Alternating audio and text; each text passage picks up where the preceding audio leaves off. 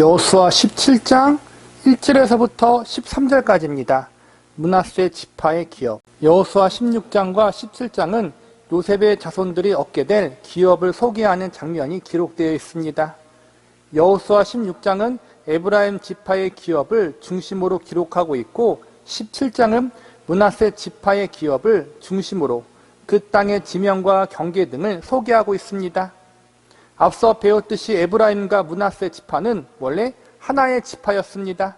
요셉이 하나님을 충성되게 잘 섬겼고 그리고 부모와 형제들을 잘 섬겼기 때문에 하나님은 요셉에게 큰 축복을 허락하여 주십니다. 그 축복의 결과가 자신들의 두 아들이 야곱의 다른 11명의 아들처럼 각각의 기업을 얻을 수 있는 지파로 세워지게 되는 것입니다. 그래서 성경에 보면 에브라임 지파, 므낫세 지파 이렇게 따로따로 부르기도 하고 때로는 두 지파를 요셉 지파라고 묶어서 부르기도 합니다. 오늘 우리가 배우게 될 여호수아 17장은 므낫세 지파의 기업 분배에 대한 내용이 기록되어 있습니다. 다른 지파들은 기업을 분배받은 내용을 기록함에 있어서 땅의 경계와 지명 등을 간단하게 언급하고 끝나는데 이에 비해 므낫세 지파는 특이하게 기업을 분배받는 단순한 내용 말고도 다른 여러 이야기들을 소개하고 있습니다. 우리는 오늘 므낫세 지파의 기업 분배 과정 속에 담겨진 여러 사건과 이야기들에 대해서 살펴본 후 이 속에 담긴 의미와 교훈들은 과연 무엇인지 알아보는 시간을 가져보도록 하겠습니다. 첫 번째로 므낫세 지파의 특별한 기업 분배에 대한 이야기에 대해서 살펴보겠습니다. 므낫세 지파는 다른 12지파들과 비교해서 매우 특이하게 기업을 분배받았습니다.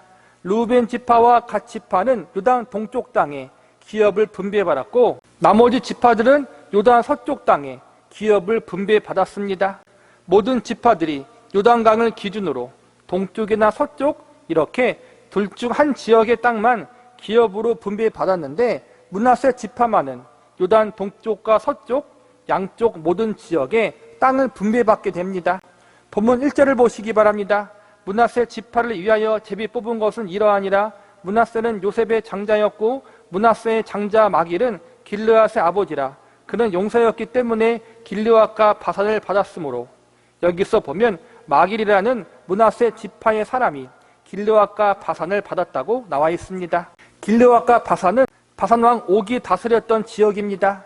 그러니까 므낫세 지파 가운데 마길의 가족들이 요단 동쪽에 있는 바산왕의 영토를 기업으로 분배받았다는 것입니다. 오늘 본문에서는 나와 있지 않지만 민수기 32장 39절에 보면 므낫세 자손 중에서 마길의 가족들이 바산왕 옥의 땅 길르앗이라는 지역을 싸워서 점령하는 내용이 나옵니다. 그러니까 요단 동쪽의 대부분 영토는 모세가 살아있을 당시 12지파가 함께 싸워서 얻은 땅이지만 길르앗 지역은 므낫세 지파에 속한 마길의 가족들이 용감하게 싸워서 얻은 땅인 것입니다.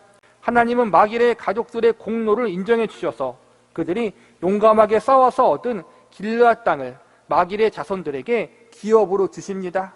마길의 자손들의 인구 숫자가 므낫세 지파의 절반 정도 되었던 것 같습니다. 이 일로 인해서 므낫세 지파의 절반은 요단 동쪽 땅을 얻고 나머지 절반은 요단 서쪽의 땅을 얻게 되는데 요단강을 기준으로 지파가 반으로 나뉘어져 기업을 얻었기 때문에 므낫세 지파 이야기를 할 때 므낫세 반지파라고 불리우게 됩니다. 요단 동쪽에 므낫세 지파의 마길의 자손들이 땅을 분배받았고 나머지 자손들은 요단 서쪽에서 땅을 분배받게 됩니다. 이렇게 요단 동쪽과 서쪽 양쪽에서 분배받은 땅의 크기와 넓이를 보니까 유다 자손 다음으로 많은 땅을 얻기에 이릅니다. 이렇게 므낫세 지파가 넓은 땅과 많은 기업을 물려받을 수 있었던 것은 하나님의 전적인 은혜였습니다. 그리고 그의 조상 요셉을 비롯해 므낫세가 물려준 아름다운 믿음의 유산이 있기 때문이기도 합니다. 1절에 보면 므낫세가 요셉의 장자라고 소개하고 있습니다. 성경에 보면 하나님은 야곱을 통해 요셉의 장남인 므낫세보다 차남인 에브라임에게 더 큰 축복을 주십니다. 그래서 그 축복대로 에브라임이 동생이지만 형보다 더 강한 지파가 되어 12지파 중에서 유다 지파 다음으로 서열 2위의 지파가 됩니다. 12지파 중에서 서열 1위가 유다 지파이기 때문에 유다 지파가 제일 강하고 땅도 가장 많이 분배받게 됩니다. 그렇다면 서열 2위인 에브라임 지파도 유다 지파 다음으로 기업을 많이 물려받아야 하는데 이상하게도 서열 3위인 므낫세가 더 많은 땅을 분배받게 됩니다. 그 이유가 무엇이었을까요? 물론 하나님의 전적인 은혜였다는 것이 가장 중요한 이유입니다. 그리고 하나 더 추가해보면 므낫세 지파가 물려받은 부모의 아름다운 신앙의 유산 때문이라고 생각됩니다. 므낫세가 형인데 이상하게 하나님은 동생 에브라임을 앞서게 하셨습니다. 이것은 마치 그들의 할아버지 야곱과 에서의 모습과 비슷해 보입니다. 야곱이 동생인데 형 에서보다 앞서게 하나님이 섭리하셨습니다. 그 결과 야곱과 에서는 많은 갈등을 겪습니다. 형 에서는 일평생 동안 야곱을 시기하고 미워하게 됩니다. 그런데 에브라임과 므낫세의 경우는 다릅니다. 하나님이 동생 에브라임을 형 므낫세보다 크게 하신다고 말씀하셨음에도 불구하고 므낫세는 동생을 시기하거나 미워하지 않습니다. 하나님을 향해 불평했다는 내용이 나와 있지 않습니다. 그들의 조상 야곱과 에서는 서로 사이가 좋지 못했고 훗날 서로가 다른 길로 갈라져 따로따로 살아가게 됩니다.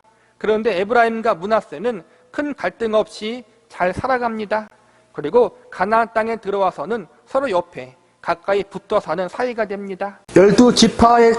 12지파 분배에 대한 지도를 보면 요단 서쪽에서 에브라임 지파와 므낫세 지파가 서로 붙어 있는 것을 보게 됩니다. 그만큼 우애가 좋았다고 볼 수 있는 것입니다. 그리고 이렇게 두 형제 지파가 사이좋게 되기까지 장남 므낫세가 동생을 시기하거나 질투하지 않았고 하나님의 섭리를 받아들이며 조용히 수용했던 모본을 그의 후손 므낫세 지파가 지속적으로 잘 계승하고 물려받았다고 할 수 있습니다. 그래서 에브라임 지파와 므낫세 지파는 서로 함께하는 지파로 성장하게 됩니다. 하나님은 이렇게 갈등 없이 하나님의 뜻을 잘 수용하고 계승했던 므낫세 지파에게 선물로 기업을 더 많이 분배해 주십니다. 비록 지파의 서열은 동생이 한 단계 더 높고 강하지만 하나님이 므낫세 지파에게 기업을 얻을 때만큼은 요셉의 장남 대우를 해주신 것입니다. 정리하자면 므낫세 지파가 보여준 아름다운 모본은 크게 두 가지라고 할 수 있습니다. 우선 므낫세 지파의 마길 자손들은 하나님을 의지함으로 담대하게 바산왕 옥의 길르앗 지역을 싸워서 쟁취한 일에 모본을 보였습니다. 므낫세 지파는 하나님의 뜻과 섭리를 믿음으로 수용함으로 동생 지파인 에브라임이 자신보다 높아지는 것을 받아들였습니다. 그냥 받아들이는 것으로 끝나지 않고 동생 에브라임과 함께하며 좋은 관계를 유지했습니다. 이런 므낫세 지파의 모습을 통해서 우리는 하나님 백성들이 가져야 할 아름다운 모습의 모본을 배울 수 있습니다. 무엇보다 오늘 므낫세 지파의 모습을 통해서 우리는 모든 것이 다 은혜지만 그 은혜를 더 깊이 받아들이고 하나님의 뜻을 잘 수용하는 복종의 모습이 우리에게 참으로 중요하다는 사실을 배울 수 있습니다. 하나님의 은혜 안에서 하나님의 뜻을 기쁨으로 받아들이고 순종하는 므낫세 지파의 모습이 저와 여러분의 모습이 될 수 있기를 바랍니다. 두 번째로 므낫세 지파의 여성들에 대한 기업 분배에 대해서 살펴보도록 하겠습니다. 본문 3절을 보시기 바랍니다. 헤벨의 아들 길르앗의 손자 마길의 증손 므낫세의 현손 슬로브앗은 아들이 없고 딸들 뿐이요 그 딸들의 이름은 말라와 노아와 호글라와 밀가와 디르사라. 오늘 본문에 보면 특별하게 남자 자손이 없는 가족들의 이야기가 나옵니다. 이스라엘 민족도 남자 중심 사회였습니다. 남자가 한 가족을 이끌어가는 지도자였고 그 중에 남자들이 부모의 기업을 유산으로 물려받는 문화가 이어져 왔습니다. 그런데 문제는 아들이 없고 딸들만 있는 집안이 있었다는 것입니다. 민수기 36장에서 이 이야기를 다룬 적이 있습니다. 가나안 땅에 들어왔으니 아버지 이름으로 기업을 받아야 했습니다. 그런데 아버지가 아들 없이 딸들만 있는 상태로 일찍 세상을 떠나게 되었습니다. 집안에 남자가 없어서 가나안 땅을 기업으로 물려받을 길이 없어졌습니다. 이에 딸들만 남겨져 있던 슬로브앗 집안이 자신들에게도 가나안 땅을 기업으로 분배해 달라고 하나님께 간청하게 됩니다. 슬로브앗 집안은 아들이 한 명도 없이 딸만 5명이었는데 하나님은 이들에게 모두 가나안 땅을 기업으로 나누어 주라고 명하십니다. 당시 이 여인들은 아직 시집을 가지 않은 상태였습니다. 시집을 가면 남편이 그들을 책임지겠지만 아직 시집을 안 갔기 때문에 자신들이 먹고 살아가야 할 문제를 스스로 해결해야 했습니다. 그런데 만약 가나안 땅에서 땅을 분배해 주지 않으면 자신들이 먹고 살아갈 길이 막혀버리게 되는 것입니다. 하나님은 그들의 생계를 위해서 이들에게도 기업을 분배해 주라고 말씀하십니다. 고대 사회에서 여성들에게 땅을 물려주라는 것을 법으로 정해 놓았다는 것은 아주 대단한 일입니다. 그리고 남성 중심의 사회였던 그 당시 중동 사회에서는 이것이 아주 파격적인 일이었습니다. 그 당시 모든 사람들이 남자가 더 우월하고 여성은 남자의 소모품이나 남자의 재산으로 여겼던 그 시대, 하나님은 여성 또한 하나님의 백성이고 한 사람의 인격체로 보셨던 것입니다. 요즘 한국 사회가 미투 사건들을 비롯해 남성, 여성 간의 갈등 문제로 큰 아픔을 겪고 있습니다. 많은 사람들이 남자는 여자 혐오라는 말을 쓰고 여자는 남자 혐오라는 말을 쓰면서까지 남자와 여자 간의 성별 싸움을 점점 크게 벌이고 있습니다. 한국의 유교적 전통 문화가 남자와 여자의 성별 갈등 문제를 일으키는 가장 큰 원인이라는 말이 있고 남성 권위주의가 가장 큰 문제라는 이야기들도 있습니다. 이와 더불어 일부에서는 기독교도 여성을 남성보다 낮은 존재로 여기고 여성들의 인권을 무시하는 종교라는 공격을 하기도 합니다. 우리가 이런 주장이나 공격에 사실 일일이 대응할 필요도 없으며 우리 역시 너무 예민하게 반응하지 않아도 됩니다. 왜냐하면 기독교가 전파된 곳마다 여성의 인권이 아주 크게 향상되었다는 것은 역사적으로 모두 증명된 사실이기 때문입니다. 그리고 성경 역시도 남자와 여자가 모두 하나님 앞에서 하나님의 형상대로 지음받은 동등한 피조물이라는 사실을 가르치고 있기 때문입니다. 민수기와 여호수아기는 지금으로부터 수천 년 전에 기록된 성경입니다. 그런데 여기서 보면 여성에게 기업을 주라고 기록되어 있습니다. 이혼을 할 때도 반드시 이혼 증서를 쓰라고 율법에 나와 있습니다. 그 당시 상대적으로 약자였던 여성들의 인권을 보호하기 위해서 그렇게 하신 것입니다. 우리도 유교 문화 전통에 살아왔기 때문에 여성을 남성보다 조금 못한 존재로 보는 경향들이 없지 않아 있습니다. 남자와 여자가 구조적으로, 신체적으로, 감성적으로 분명히 다른 점이 있습니다. 그러나 남자나 여자나 모두 하나님의 형상대로 지음받은 존귀한 존재라는 사실을 명심하고 있어야 합니다.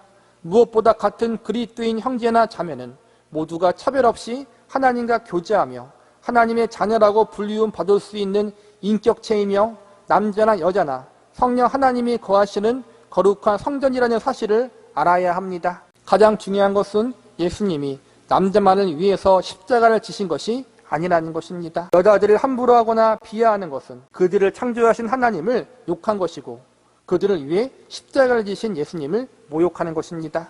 갈라디아서 3장 28절에 보면 이렇게 가르칩니다. 너희는 유대인이나 헬라인이나 종이나 자유인이나 남자나 여자나 다 그리스도 예수 안에서 하나니라. 하나님의 은혜를 받은 것에는 남녀의 차별이었을 뿐 아니라 신분의 차이도 없고 국적의 차이도 없다는 것입니다. 우리 믿는 사람들은 이러한 사실을 반드시 기억하면서 여성들을 하나님의 형상이요 예수님의 대속의 은혜를 함께 받은 소중한 존재라는 사실, 함께 믿음 안에서 하나님의 기업과 유업을 이을 존재라는 사실을 명심하면서 여성들에 대한 언행을 조심하고 유의해야 합니다. 5절과 6절을 보시기 바랍니다.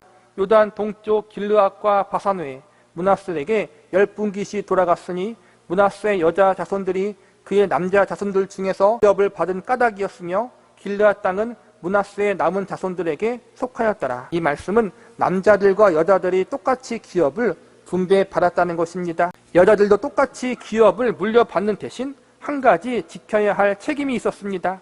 그것은 바로 기업을 분배받은 여성들이 자신들이 속한 지파의 남성들과 결혼을 해야 한다는 것입니다. 여성들에게 기업을 분배받을 수 있는 조건은 가족 안에 남성이 없는 경우였습니다. 특별히 과부나 아직 시집을 가지 않은 여성들이 있다면 그들에게 먹고 사는 문제를 해결할 수 있도록 허락된 예외적인 법규였습니다.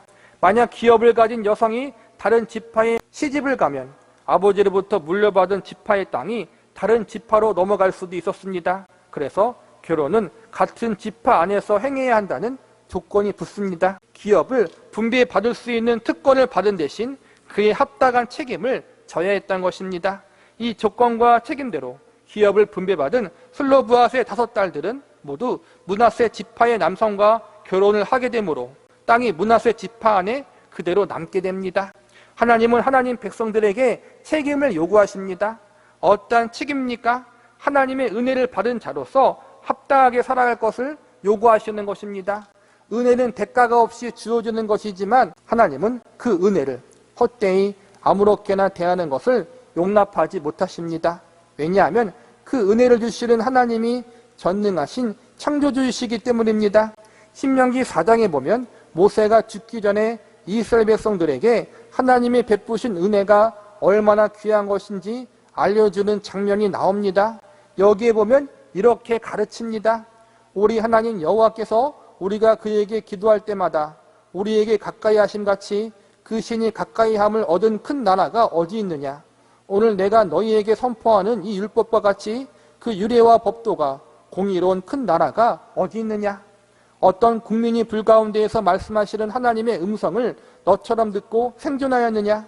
어떤 신이 와서 시험과 이적과 기사와 전쟁과 강한 손과 편팔과 크게 두려운 일로 한 민족을 다른 민족에게서 인도하여 낸 일이 있느냐? 이는 다 너희의 하나님 여호와께서 애굽에서 너희를 위하여 너희 목전에서 행하신 일이라. 이 말씀이 무슨 말씀입니까?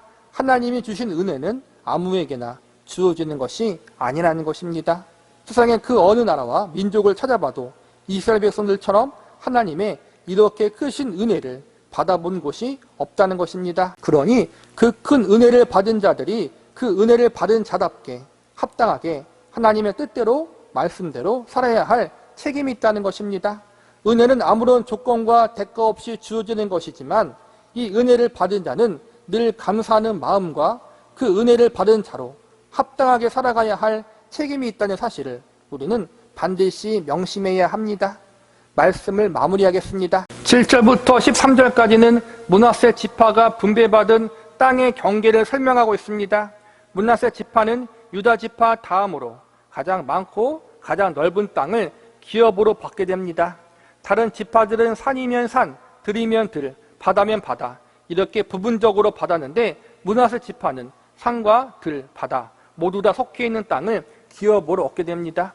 오늘 우리는 므낫세 지파의 기업 분배 사건을 통해서 가장 중요한 핵심을 배우는데 그것은 모든 것이 다 하나님의 은혜 가운데 주어졌다는 사실을 알아야 한다는 것입니다.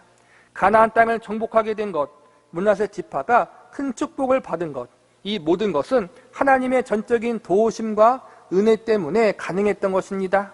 그러나 여기서 우리는 한 가지 더 주목해서 보아야 할 부분이 있습니다. 그것은 바로 하나님의 은혜를 받은 사람들은 책임감 있는 삶을 살아야 한다는 것입니다. 은혜란 아무런 대가 없이 그냥 주어지는 것이지만 그 은혜를 주신 하나님이 만왕의 왕이시기 때문에 받은 은혜를 함부로 여기면 안 된다는 것입니다. 하나님의 주신 것이기에 우리는 받은 그 은혜를 소중하고 귀중하게 여겨야 합니다. 우리가 하나님께 받은 은혜를 소중하고 귀중하게 여기고 그 은혜 안에 하나님을 더 의지한다면 또한 은혜 받은 자로서 책임감 있게 살아간다면 하나님께서는 더 큰 은혜의 상급으로 보상해 주신다는 사실을 오늘 므낫세 지파의 이야기 속에서 배울 수 있어야 합니다. 우리가 율법과 언약에 대한 부분을 공부할 때 언약에는 두 가지가 있다고 배웠습니다. 하나는 은혜의 언약이고 또 하나는 행위의 언약입니다. 은혜의 언약은 무조건적으로 하나님이 내려주시는 축복입니다. 나의 순종과 불순종과 상관없이 일방적으로 베풀어 주시는 하나님의 축복이 은혜의 언약입니다. 이스라엘 백성들이 잘한 것이 없음에도 불구하고 그들을 하나님의 백성으로 택하여 주시고 가나안 땅을 기업으로 주신 것이 바로 은혜의 언약입니다. 반대로 성경은 행위의 언약도 가르치고 있습니다. 행위의 언약은 잘하면 복 주시고 못하면 혼낸다는 것입니다. 하나님 말씀대로 순종하면서 살면 하나님이 그에 합당한 상급을 주시고 그렇지 않고 불순종하면 사랑의 매를 때리신다는 것이 행위의 언약입니다. 성경은 이 두 가지를 우리에게 모두 가르치고 있습니다. 구원은 은혜의 언약이지만 우리가 받은 상급은 행위의 언약이라고 할 수 있습니다. 우리가 잘하든 못하든 한번 하나님의 백성과 자녀로 택함받으면 영원히 하나님의 백성과 자녀로 남아 있습니다. 그러나 하나님의 백성답게 하나님의 말씀대로 살아야 하는데 그러지 못하면 혼나고 징계를 받게 됩니다. 잘하면 상급을 받는데 그렇지 못하면 매를 맞는 것입니다. 므낫세 지파가 다른 지파보다 많은 기업과 넓은 땅을 분배받게 된 것은 이러한 차원에서 볼 수 있습니다. 다른 지파에 비하여 하나님 말씀에 더 많은 순종을 했고 더 많이 하나님을 신뢰했기 때문에 그만큼 하나님의 상급을 더 많이 받은 것으로 볼 수 있는 것입니다. 슬로브앗의 딸들의 이야기 역시도 자신들이 믿고 섬기는 하나님이 신실하신 하나님이심을 믿었고 약자를 보살피고 돌보시는 하나님이심을 알고 있었습니다. 슬로브앗의 딸들의 이야기 역시도 그녀들이 믿고 섬기는 하나님이 신실하신 하나님이심을 믿었고 약자를 보살피고 돌보시는 하나님이심을 알고 있었다는 것을 보여주고 있는 대표적 사례입니다. 그들은 다른 지파의 사람들보다 더욱 깊이 하나님에 대해 알고 있었습니다. 그들은 자신들이 알고 있는 신실하신 하나님을 신뢰함으로 자신들의 기업을 요구할 수가 있었던 것입니다. 그리고 그녀들의 믿음대로 하나님은 그들의 요구에 신실하게 응답하십니다. 마길의 자손들도 마찬가지입니다. 그들은 하나님이 하나님 백성들과 함께 하신다는 사실을 믿었습니다. 그리고 그 하나님은 하나님 백성들에게 기업을 주시는 분이심을 알았습니다. 그래서 마길의 자손들은 하나님을 신뢰함으로 다산왕 옥의 땅이었던 길르앗을 점령하였습니다. 하나님은 복 주시는 하나님, 축복의 하나님이십니다. 하나님의 백성과 자녀들을 위해서 하늘의 면류관과 여러 상급을 예비해 주시는 분이 바로 하나님이십니다.